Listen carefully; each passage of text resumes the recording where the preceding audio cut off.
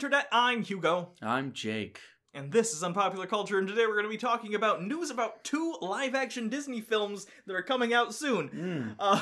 Both of which I have somewhat strong feelings about. I feel like, okay, as for all of the...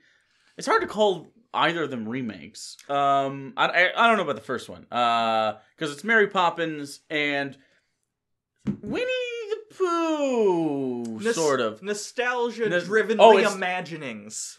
Money grabs. Sure. But I don't know if I'm as pessimistic about these two as I am with the Jungle Book and the Beauty and the Beast. Yeah. We've talked about before on the show how Disney has recently been doing a lot of those live action remakes. They're doing The Lion King, they did The Jungle Book, they did Beauty and the Beast. I liked Jungle Book a little bit. Maybe that's because I'm not I heard it was good. I didn't watch it. I'm not as big of a fan of the animated Jungle Book though, so maybe that's why I liked the live action. I felt it was a little bit of an improvement, and I liked Bill Murray. I thought he was a good cast for Baloo. Beauty and the Beast I thought was awful, and I hope Emma Watson... A lot of people like that though, right? I think they like it, but it's not a good movie. I see. In fairness, there are plenty of movies I like that are not good either, but it's not a good movie, and it's certainly not an improvement on the original Beauty and the Beast animated that Disney did. It got nominated for Best Picture. It was the first animated film to ever do that.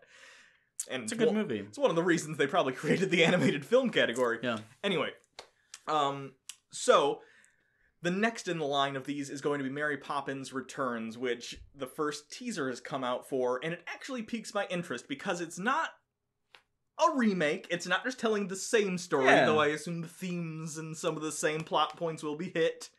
Like a spoonful of sugar? Perhaps. Certainly in the trailer. Again, the trailer is very heavily leaning on your nostalgia. It opens up on the street from the original, and I don't know if it was entirely CG'd or if they actually rebuilt that set of that street. I would hope so. But it's like meticulously done. It was really interesting.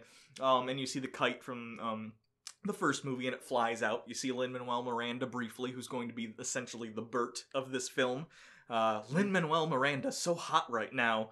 Ooh, he's so hot. We should just, everything he touches is just perf. I'm just saying, this, Moana, Hamilton, damn. Good for Lin-Manuel. He seems like a nice dude, too. He's a very talented gentleman. And then it appears that the kids from the first one might be the parents in this one. Not the actual actors. No, just the characters. So that means instead of, was that take place in the 40s? Yes. No. Actually, it takes place during women's suffrage in Great Britain. When would that be? After the 40s, then. No. They got the vote before that. Women's suffrage, it would have been the 1920s. Would it have been? And there was a bank run in the movie, too, so it had to be around the 30s, 40s. Okay, so it's gotta be just post-World War II. Something like that. So just after the Blitz. Anyway, Emily Blunt has been cast. Of course, Julie Andrews is still alive, but they're going for Mary Poppins as ageless, so they cast Emily Blunt as the new Mary Poppins. I still hope the original gets maybe a cameo or something. Is Mary Poppins like a title then? I don't think so. They'll just be like, this is Mary Poppins. Fuck you. Just accept it. And if it's done well enough, I don't mind. As far as casting is concerned for this movie, I think Emily Blunt is the person to cast if you're gonna do it. Yeah, she's definitely talented. I think she can sing, and she is English. And there's a certain amount of Mary Poppins is like magical, but she's stern also. Yeah, and I think Emily Blunt could pull that off. Yeah. Is John Krasinski gonna be in the movie because they are married? So I don't think so. A little bit of he just hams to the camera once. I'm curious. Dick Van Dyke. We had this discussion earlier. Jake was under the impression every time Dick Van Dyke is dead. Every time Dick Van Dyke is mentioned, you think he's dead. I think he's it's a cover up. It's a fair assumption to make. The man is in his 90s, and that much singing and dancing is not good for the body. If I just keep asserting it, time's up. Time's running out, Dick. I'm gonna be right soon. Statistically, in your life, you're gonna say Dick Van Dyke is dead, and it's gonna be right more often than it's wrong over the course of your entire life. I assume so. Yeah. Anyway. So, in the trailer, again, they sort of mirror the scene from the original in which Mary Poppins looks in the mirror and then moves and then the reflections there.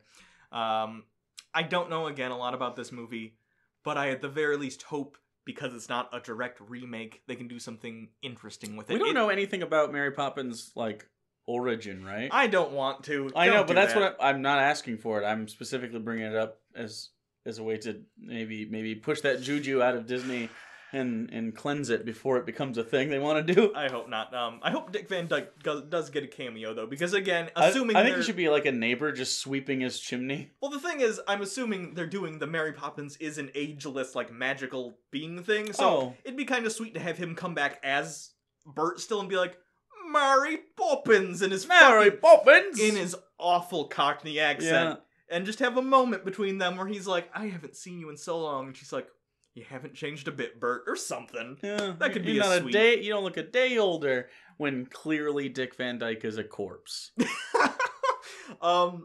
He's like, I'm out of business. Turns out chimney sweeping, not a thing. People they have these logs, and he just holds up a chimney sweep log. He's like, goddamn you, Teflon or whatever. And the one-man band thing never made him that much money. So. No, it didn't. No, it didn't. Chitty Chitty Bang Bang, though, I like to imagine that's also Bert.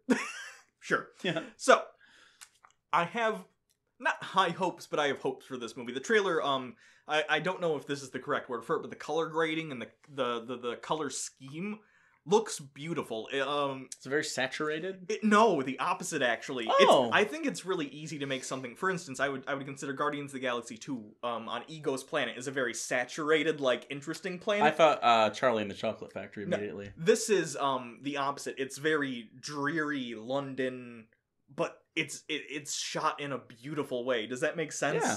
So... lots of fogs and stuff. Yeah. It reminds me of one of the final shots of Mary Poppins where Mr. Banks is walking down the street and he sort of walks away into the fog, and that's one of the final shots you see of him. It just brings that mood out. So I have hopes for that movie. Yeah. Second movie we're going to be talking about, I actually think this is going to be like a really good movie. Yeah. Okay, so I'm a huge fan of, and we were talking about this, the movie Big Fish. I think Ewan McGregor does a really good job. It's just one of those movies. It just tells a really, really nice story. And McGregor gets to play a guy literally interacting with a make-believe world that's partially rooted in reality.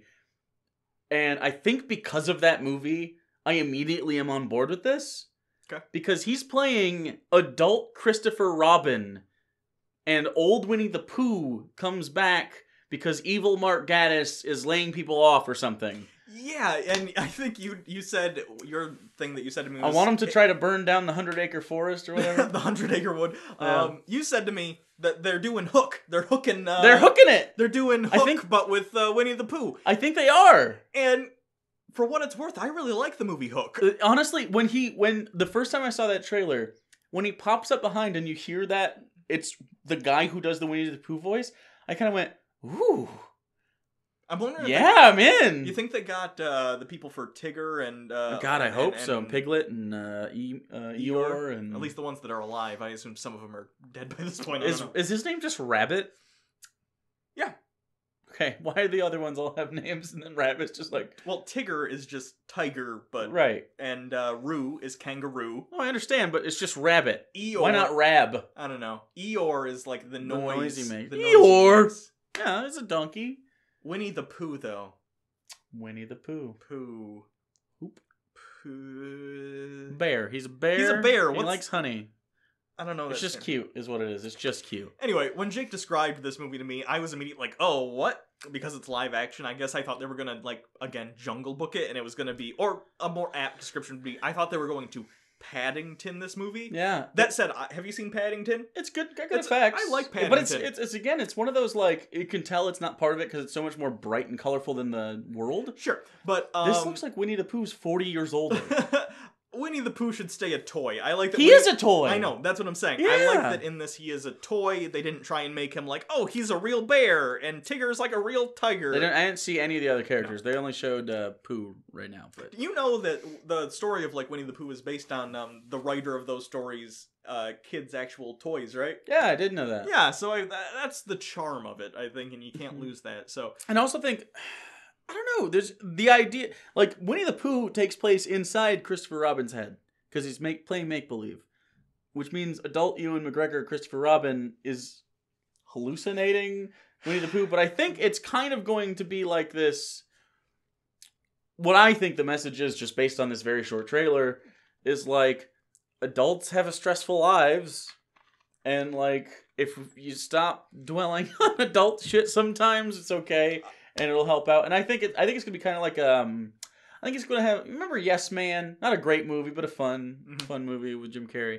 I think we're gonna get a little Yes Man hook crossover action. Here's what I would describe it as. I really enjoy films where there's a theme similar to what you just described. There's actually, in the early 2000s, Hallmark Channel did their version of Alice in Wonderland, which I really like the premise of that one. In which she's supposed to sing in front of a crowd of people or something, and she doesn't want to because she's nervous. She falls asleep. The Wonderland stuff happens, and through her journeys in Wonderland, she gets over that. I like stories where a character delves into a fantasy life to solve a real-world problem. I find those themes interesting because I really feel like so much of human getting shit done involves using your imagination. Well, I love those kind of stories. And that's kind of, again, that's why, this would be a little bit of a Big Fish rant. That's why Big Fish was so effective, is because it uses... If you don't know what Big Fish is, you should really watch that movie. It uses these tall tales that Billy Crudup, who plays the son, and Ewan McGregor plays a young version of the father of Billy Crudup. Yep. Billy Crudup was Dr. Manhattan in The Watchmen. Oh, that was him. That was him. And he's also the Golden God in... Almost Famous. Okay. He's like, I'm a golden god! And he jumps into the pool. You've not seen Almost Famous? Really good movie about... Rolling Stone style journalism. Anyway, he goes and he basically, Ewan McGregor plays the memories of these stories. He plays the character in them, and then so you have this like really Tim Burton, because Tim Burton directed it, Tim Burton-y world contrasted with this real world. Like he's just a sick old man, and they get to know each other better. And by the end of it, Billy Crudup just tells him a tall tale while his dad dies. What a good movie! Ewan McGregor's earnestness in interacting with the fantasy elements really sells that movie, and that's why I think he's gonna nail it. I think that might be why he was cast. Maybe he can certainly do very relatable, vulnerable earnestness. And I always think that Ewan McGregor just puts that face on like he genuinely gives a shit about, and I know you use the word earnest, which is what this means, but I mean, he always, I feel like once he's there, he's actually like the person he's playing. Sure. You know what I mean? It's not like when you have like Bruce Willis. This is Bruce Willis with a different name doing, you know what I'm saying? Like Ewan McGregor can actually act. Yeah. And I think that's really important. I believe he's Christopher Robin even in the short trailer. Yeah.